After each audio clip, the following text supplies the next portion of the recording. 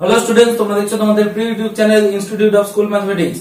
আমরা সমাধান করছিলাম নবম শ্রেণীর অষ্টম অধ্যায় উৎপাদকের বিশ্লেষণ, এবং এই টপিকের উপর আমরা অলরেডি 4টি ক্লাস করে ফেলেছি, যেখানে আমাদের কোষে দেখি 8.2 এর 5 পর্যন্ত সমস্যার সমাধান হয়ে গিয়েছিল। আজকের পঞ্চম ক্লাসে আমরা কোষে দেখি 8.2 এর 6 নম্বর সমস্যা থেকে সমাধানগুলো দেখে নেব। যদি তোমরা এর আগের ক্লাস ভিডিওগুলি না দেখে থাকো, যেখানে আমি এই উৎপাদকের বিশ্লেষণ সম্পর্কে ধারণা দিয়েছিলাম এবং বেশ কিছু অঙ্কের সমাধান করে দিয়েছিলাম, তাহলে একবার দেখে নিও, এবং ওটা দেখার পরে আজকের ক্লাসটি সম্পূর্ণ শেষ পর্যন্ত স্কিপ না করে দেখো, তবেই ক্লাসটি বুঝতে পারবে। চলো শুরু করা যাক।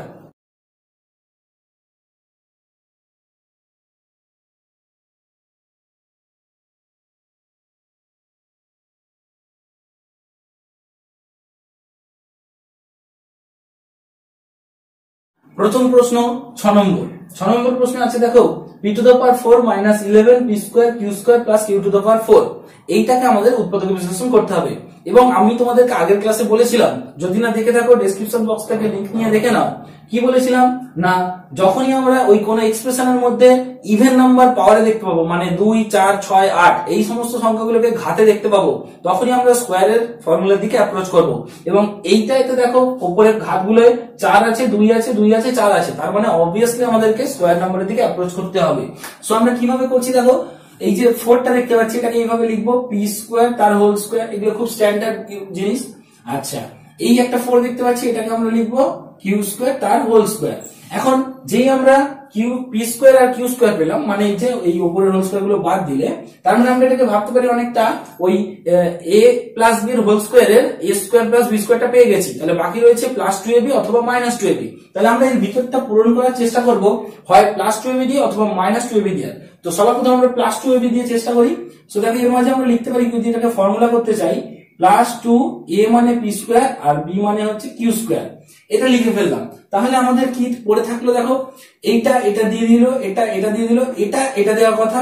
এটা দেখো হচ্ছে 2p স্কয়ার q স্কয়ার, কিন্তু উপরে আছে minus 11p square q square. তার মানে এই 2p স্কয়ার q স্কয়ার থেকে মাইনাস 11 তৈরি করতে গেলে আমাকে আরো দেখো minus 13p square q square করতে হবে, তবে এই দুটো মিলে minus 11p square q square হবে। ঠিক আছে, কিন্তু তার ফলে দেখো আমরা এইটাকে একটা সূত্রে ফেলতে পারবো, কিন্তু এইটাকে কোনো স্কয়ার ফর্মে লিখতে পারবো না। p স্কয়ার ফর্মুলা আছে, q স্কয়ার স্কয়ারে আছে, কিন্তু 13টা কোনো স্কয়ার ফর্মে লেখা যাচ্ছে না।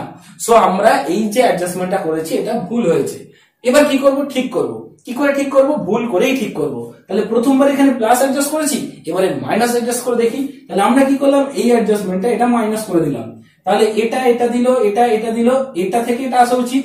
এখানে ছিল minus 11p square q square, কিন্তু এসেছে আমার minus 2p square q square. তাহলে আরো কত বাকি আছে? আরো বাকি আছে minus 9p square q square. Clear? তাহলে এইটা আর এটা মিলে এটা তৈরি হবে। কিন্তু তাতে আমার লাভ কি হলো? তাতে লাভ এটাই হলো যে এইটাকে আমি 3pq এর হোল স্কয়ার এই ফরম্যাটে লিখতে পারবো, বর্গ আকারে লিখতে পারবো। চলো করা যাক। তো আমরা মাইনাস অ্যাডজাস্টমেন্টটাকেই ফাইনাল করলাম। এটা একটা সূত্র হলো p square minus q square তার হোল স্কয়ার, আর ওটা হলো দেখো মাইনাস 3pq তার হোল স্কয়ার। যেই আমরা এই যে ফরম্যাটটা লিখতে পারলাম, এর জন্য ওটা করেছিলাম। সো এখান থেকে আমরা লিখতে পারি দেখো p square minus q square, a square minus b square, a plus b into a minus b, this plus this into p square minus q square minus 3pq, this minus this।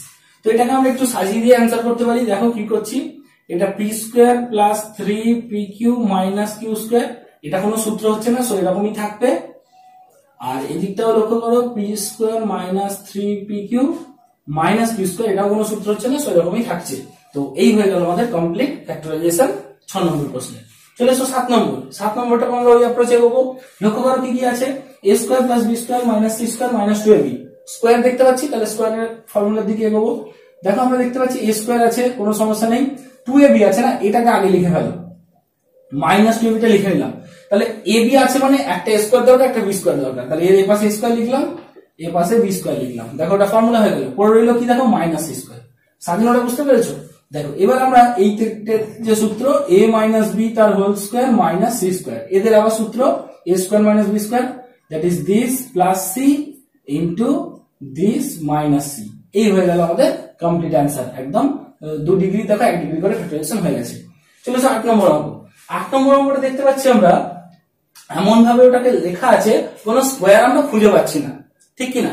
কিন্তু আমরা দেখতে পাচ্ছি যে এমন ভাবে লেখা আছে যেখান থেকে কিছু কমনও নেওয়া যাচ্ছে না, কোনো সংখ্যা কোনো কিছু কমন যাচ্ছে না, দুটোর মধ্যে কোনো মিল নেই, এই মাইনাসটার এপাশে এই মাইনাসটার ওপাশের মধ্যে কোনো মিল নেই।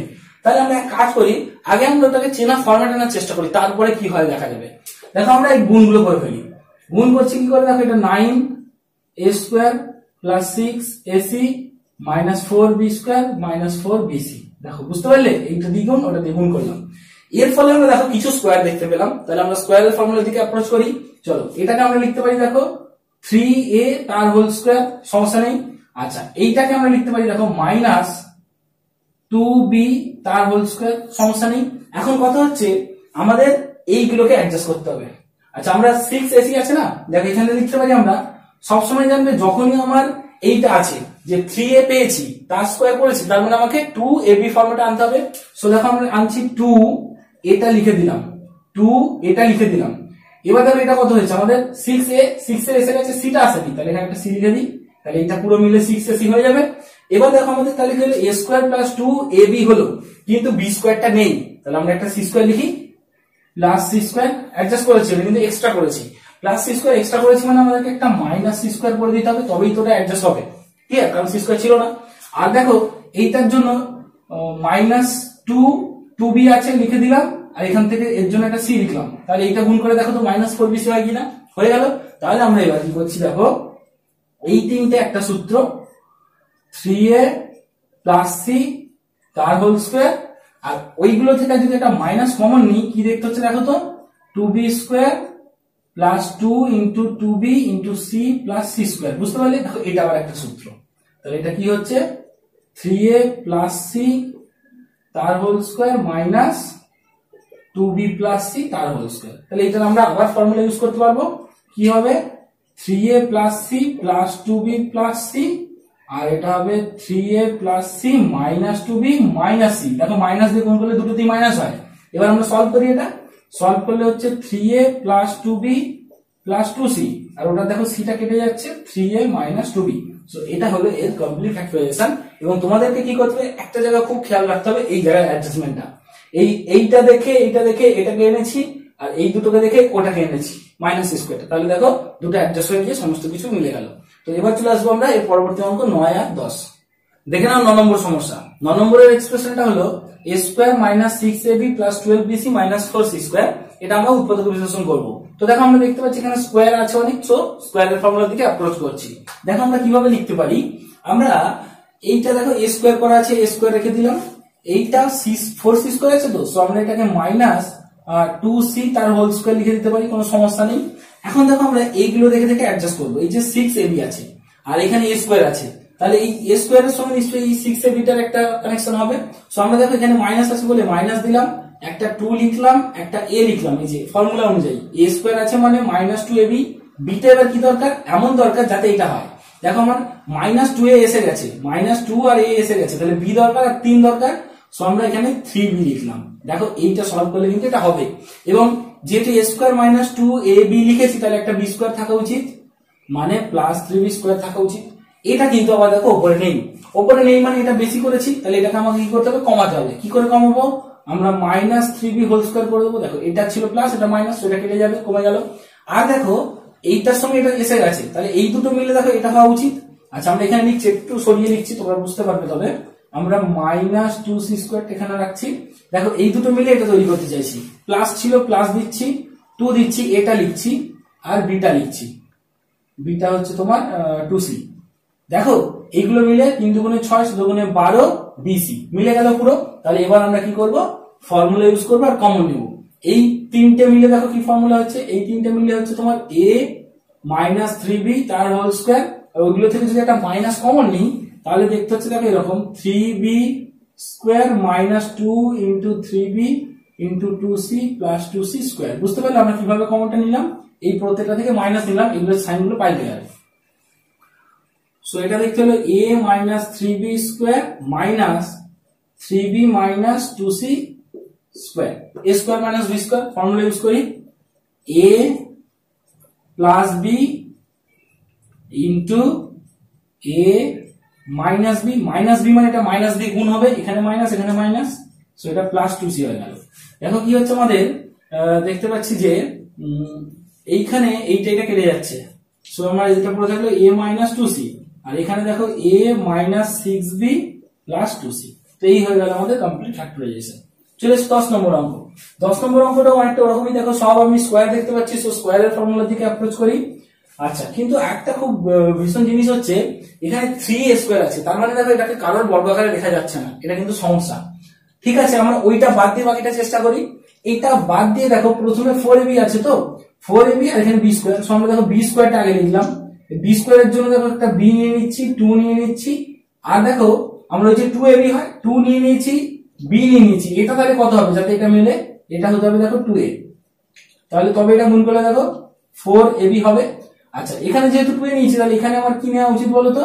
2a স্কোয়ার নেওয়া উচিত, তবেই তো এটা a square plus 2ab into b square হলো। তাহলে 2a স্কোয়ার যদি আমরা সলভ করি কি পাবো?